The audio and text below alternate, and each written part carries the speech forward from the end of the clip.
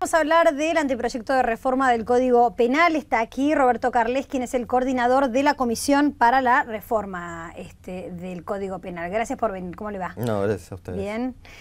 Bueno, Carles, hay mucho debate y mucha polémica política, básicamente porque la discusión está planteada sobre si estas reformas van a generar más impunidad o más justicia. Y en ese sentido, si esto va a generar a su vez más seguridad o más inseguridad. No sé si usted observó esto y si cree que este es el eje del debate. Creo que no es el eje del debate y que se ha partido además de afirmaciones que son falsas.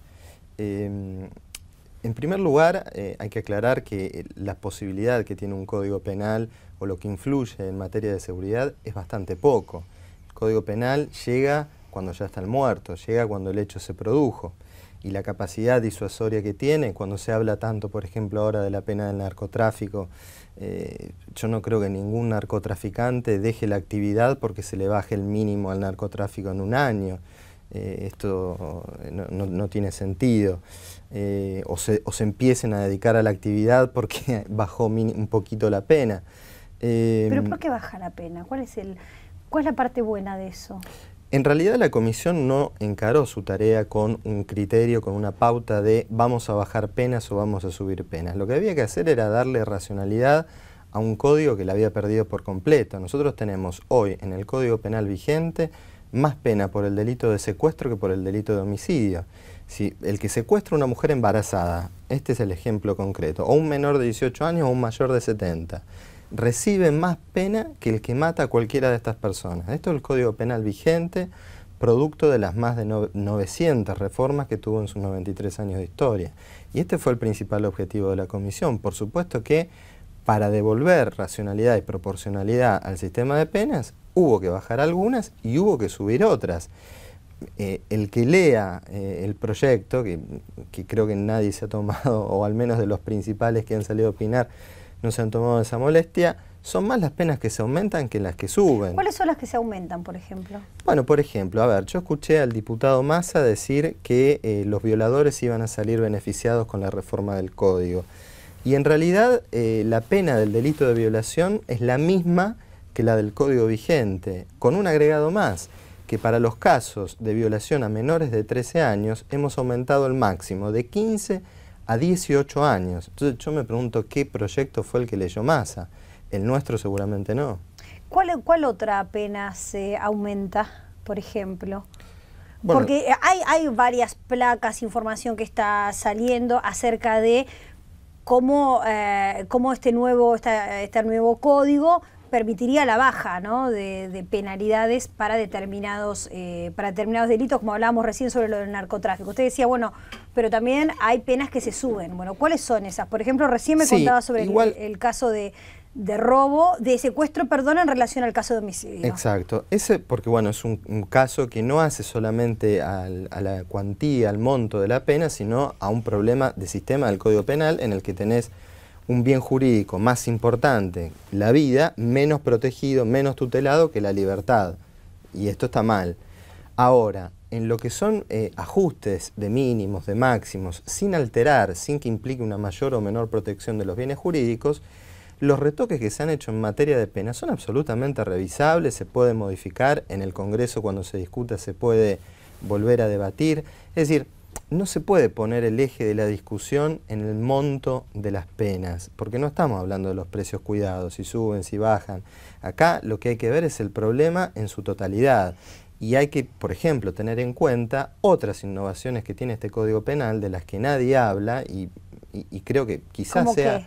Por ejemplo, la responsabilidad penal de las personas jurídicas, que es un instrumento fundamental en la lucha contra la corrupción. Y me llama mucho la atención que quienes critican el proyecto de Código Penal y que tanto se llenan la boca con la supuesta lucha contra la corrupción en la que se embanderan, no destaquen este aspecto. La responsabilidad penal de las personas jurídicas impide que quienes sobornan a funcionarios se escuden detrás de las estructuras jurídicas que conforman las empresas, es decir, esos andamiajes que construyen los abogados para salvar a los empresarios muchas veces. Actualmente, si un empresario es titular de un fideicomiso, una SRL, una SA, que a su vez está probado que dio un soborno, una coima a determinado funcionario, en este momento no puede ser penado esa persona porque lo cubre esa sociedad, esa figura, a ver, no me sale la palabra, jurídica, lo cubre a la persona y en este caso se va a cambiar. Si se comprueba, se tiene que comprobar que fue esa persona la que realizó el soborno, esa persona física. Sí. En la responsabilidad de las personas jurídicas no es necesario que se pruebe que hubo una persona física que realizó un soborno. ¿Quiénes serían entonces los culpables? El ente jurídico, la empresa, es decir, si se comprueba que hubo una salida de recursos, o sea, por todos ejemplo, los miembros del directorio de esa SRL o esa SA. Los gerentes, el síndico eventualmente, los responsables jurídicos de la empresa o bueno, de lo que fuere. Esta es la diferencia y, por supuesto, si se prueba además que hay una responsabilidad individual, por ejemplo, el que pagó fue el gerente, es responsable penalmente el gerente y es también responsable la persona jurídica. Bien. ¿Y qué pasa con el enriquecimiento ilícito? El enriquecimiento ilícito se mantiene como está, lo único que se cambia es la denominación, porque en realidad el delito no es enriquecimiento ilícito, lo que se pena es un incremento patrimonial no justificado, es decir, cuando no se sabe, la posible comisión de un delito para ampliar el patrimonio. Esto es lo único que se modifica. Ahora, usted dice, no está probado que las penas no inciden directamente en la posibilidad de que se realicen o no los crímenes. ¿Sí? Pero ¿qué pasa con las reincidencias? Porque también se habló acerca de que no iban a ser, las residencias no iban a ser agravantes para lograr para impedir la excarcelación o las salidas transitorias de los reos. ¿Esto es así? No, no es así. Vos hoy tenés un sistema de reincidencia que se usa fundamentalmente para impedir la libertad condicional al reincidente. ¿Sí? Sí. Es el artículo 14 del Código Penal que ha sido declarado inconstitucional por la Casación.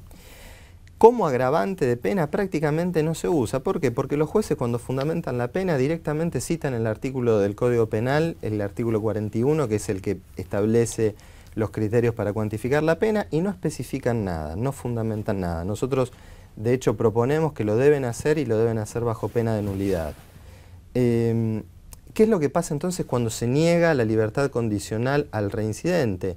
Se le niega la libertad condicional a una persona que cometió 2 delitos. No importa cuáles hayan sido esos delitos. Pueden ser 2 violaciones o puede ser un libramiento de cheques sin fondo y haberle rayado el auto al vecino, un delito de daño.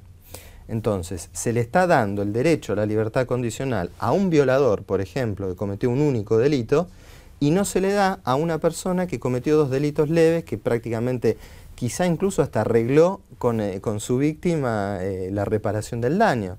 Esto es un absurdo total y además de que tiene problemas de constitucionalidad, es una solución completamente injusta. Pero no se podría haber especificado sobre qué delitos. Nosotros es que no podés hacer casuística en esto porque siempre te va a quedar algo afuera o va a salir alguien que diga, bueno, ¿y por qué no en tal caso? Bueno, pero por ejemplo, delitos sexuales o claro, bueno, pero por eso lo que prevemos nosotros es un sistema que establece criterios de gravedad. Hay criterios de menor gravedad, de gravedad y de máxima gravedad, ¿sí? Que tienen que ver fundamentalmente con lo que debe evaluar un juez. El juez tiene que evaluar, no puede evaluar lo que va a pasar en el futuro, porque no tiene la bola de cristal.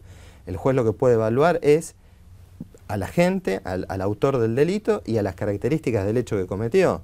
Entonces, sobre la base de esos criterios objetivos, puede fijar la pena.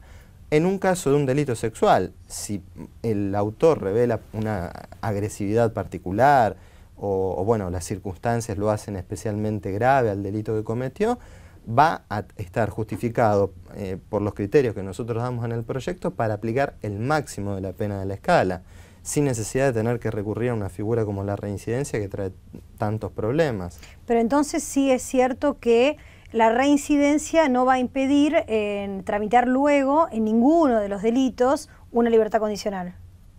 La reincidencia, a ver, no va a impedir la libertad condicional, no va a impedir, porque la libertad condicional se sustituye por otro sistema, que es el sistema de penas alternativas. Para acceder a una pena alternativa, bueno, hay otros requisitos, no sé si tenemos el tiempo. Sí. Bueno, Depende de la gravedad del delito cometido. Si se cometió un delito de media gravedad, se exige que se cumpla por lo menos la mitad de la pena en prisión, que es más o menos es lo mismo que se exige ahora. Si es un delito con una pena mayor de 10 años, los 2/3 en prisión. Y cuando se concede la libertad, no va a ser como en la actualidad, que el Estado se desentiende por completo de la persona que libera y no se sabe ni qué hace, ni a qué se dedica, ni, bueno, no se la controla ni nada. Se le va a dar una pena alternativa, que va a tener que cumplir hasta agotar la pena. ¿Qué es una pena alternativa? Pueden ser varias, puede ser trabajos comunitarios, puede ser la prohibición de residir en un determinado lugar, por ejemplo en casos de violencia doméstica. Esto es importante, no es lo mismo liberar a una persona y dejarla ahí a la buena de Dios, y otra cosa es decirle, bueno, no, usted en este Claro, pero lo no que puede pasa es que residir. también una de las críticas que he escuchado es que si actualmente no se pueden controlar a quienes tienen libertades condicionales, y de hecho muchos de los delitos son cometidos por personas que están en libertad condicional, que eso fue recurrente, al menos en las noticias, no sé, en la estadística, digo, si actualmente no se puede controlar, si abrimos esa posibilidad, ¿quién va a controlar a los que están en libertad condicional? O sea, ¿va a ser todavía más caos? No, dos cosas. A veces se confunde lo que es la libertad condicional con lo que son las salidas transitorias, lo que son otro tipo de salidas que no dependen del Código Penal, sino que dependen de la Ley de Ejecución Penal. Eso es otro tema. Habrá que discutirlo, habrá que reelaborar un proyecto de ley de ejecución penal distinto. Ahora, en cuanto al control y a la asistencia de la persona liberada, los recursos, y tanto humanos como económicos para hacerlo, están.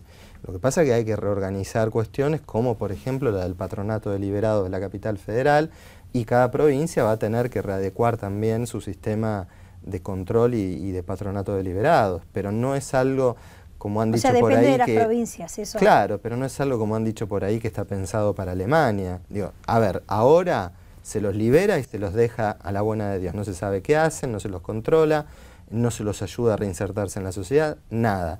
Lo que nosotros proponemos, bueno, tiende a que en lugar de tener esta salida en la que no hay ningún tipo de control, haya un seguimiento por parte del Estado. ¿Pero eso no existe ya con el patronato de liberados del que hablamos? Los controles son mínimos. Bueno, o sea, el concepto que rige actualmente es el mismo concepto. Que el patronato de liberados los va a controlar. En la teoría. El patronato de liberados en la capital federal es una organización no gubernamental. O sea, esta ley, por ejemplo, le daría en institucionalidad, daría que sea una dependencia del gobierno, y lo ideal sería después habría que buscar que en el presupuesto se le otorgue un presupuesto y no se nombren las personas para poder realizar esos trabajos. Lo ideal sería que dependiera del Poder Judicial, en realidad, no del Poder Ejecutivo.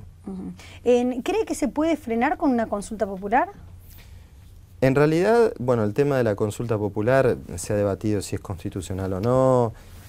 Digo, si es legal o no, si es constitucional o no. Sí, yo soy de la idea de que no es constitucional, lo sostenía Germán Villar Campos, que las prohibiciones que están previstas en la Constitución Nacional expresamente para la iniciativa popular por el artículo 39 también alcanzan a la consulta popular del 40. Sí. Ahora, no hay que tenerle miedo a la expresión de la voluntad popular, hay que escuchar a la gente y sabemos cuáles son sus demandas. El tema pasa por, bueno, no caer en demagogias publicitarias, como por ejemplo el tema de la junta de firmas, que en realidad no sirven para una consulta popular, porque una consulta popular se convoca por ley. La recolección de firmas se hace cuando uno quiere presentar un proyecto de ley por iniciativa popular, que es lo que está prohibido expresamente por la Constitución en materia penal. Para una consulta popular no hace falta juntar firmas, basta que el diputado en cuestión presente un proyecto de ley en el Congreso requiriendo someter un determinado proyecto de consulta. Ahora, más allá de la legalidad o no, ¿qué es lo que sucede en el mundo con las consultas populares en esta materia? En los Estados Unidos, ¿cómo se hace? Bueno, se consulta sobre un tema en concreto. Ejemplo, Estado de Colorado, ¿se legaliza el aborto o no? ¿La marihuana se legaliza o no? Que permite a la gente, al ciudadano, opinar sobre un tema puntual. No podemos tirarle por la cabeza a la sociedad un código penal con 300 artículos y 600 páginas de fundamentación para que decida voto sí, voto no. Si depende, por ejemplo, del Poder Judicial, ¿sí? ¿Quiénes serían los efectivos encargados de hacer el seguimiento de los liberados? Puede ser el mismo personal que está ahora, solamente que con una conducción y una organización distinta.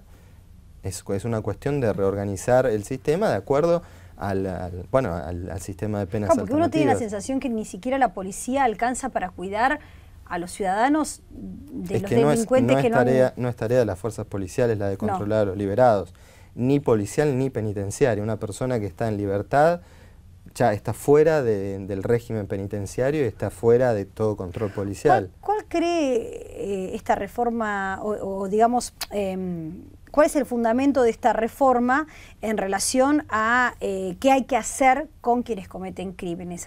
¿Hay que reeducarlo, reinsertarlo? ¿Y cuáles serían esos nuevos sistemas mediante los cuales esta vez sí se podría lograr lo que hasta acá no se pudo lograr? La mayoría de los casos, ¿no? Sí, el Código Penal en realidad no afirma esto, no es que sostiene una determinada teoría de la pena. Pero se fundamenta en algo, ¿no? Si uno sigue la Constitución Nacional, el artículo 18 establece que las cárceles serán sanas y limpias, ¿sí?, para seguridad de los presos. Bueno, entonces eso ya nos da la pauta de que estamos en un sistema que se orienta hacia la resocialización, ¿sí?, que ese debería ser el fin. Si uno va a la Ley de Ejecución Penal de la Nación, esto queda mucho más claro aún, porque establece cuestiones como el régimen de progresividad, el cumplimiento de la pena, que quiere decir que la persona que está en prisión, bueno, supuestamente en la cárcel, va desarrollando, ¿sí?, una suerte de rehabilitación que lo pone en condiciones de volver a la sociedad. Mi opinión personal no es esta. Yo no creo que en la cárcel se pueda resocializar a nadie. Es como pretender enseñarle a alguien a jugar al fútbol en un ascensor. Es más o menos lo mismo. Es el lugar menos adecuado para aprender a vivir. ¿Dónde habría que ponerlos? Bueno, a ver... A un homicida, por ejemplo. Y no, bueno, nosotros, nuestra civilización ha adoptado el sistema carcelario y es muy difícil pensar algo que lo sustituya. Yo no soy abolicionista. Es muy difícil pensar algo que sustituya la cárcel. A lo que hay que tender y lo que hay que recordar es que, bueno, si se va a hacer, si se tiene que hacer, hay que hacerlo respetando los derechos de todos. Carles, muchísimas gracias. No, gracias a vos. Nosotros ya volvemos.